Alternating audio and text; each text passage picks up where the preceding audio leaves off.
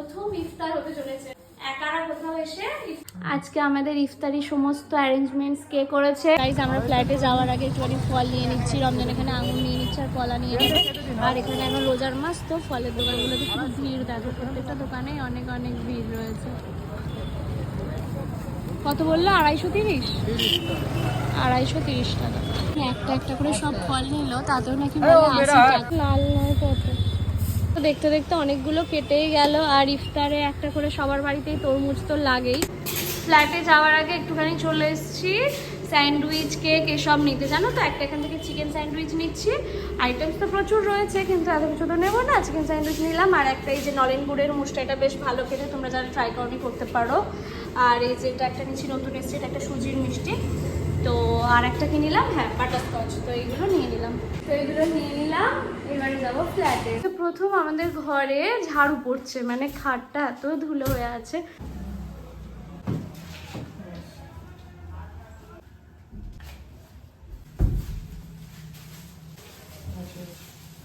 আজকে আমাদের ফ্ল্যাটে আলহামদুলিল্লাহ প্রথম ইফতার হতে চলেছে। না আছে কারেন্ট, মানে কারেন্ট আছে কিন্তু লাইট এখনো তো সেট করা হয়নি।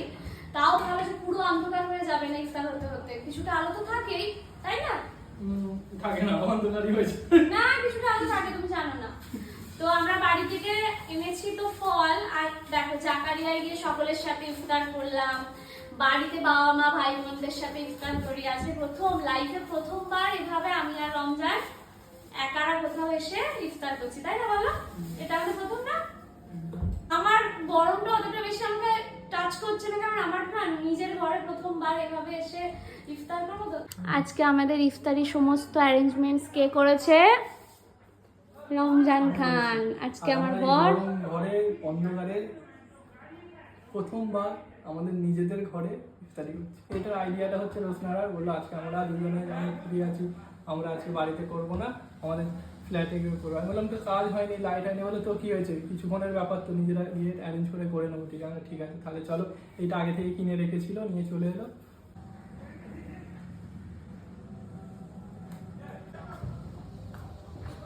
এটা প্রথম সুজির এই একটা আইটেমটা নিয়েছিলাম। আমি জানি আমার পেটু বড়টাও মিষ্টি খেতে ভালোবাসে। দেখি কিরকম খেতে এটা। ভালো টেস্টি। ভালো খেতে। কি গো একা একা অন্ধকারে ইফতার করার পর তুমি বসে বসে কি খাচ্ছো? দই বড়া। কিরকম দই বড়া, মানে কেমন দই বড়া?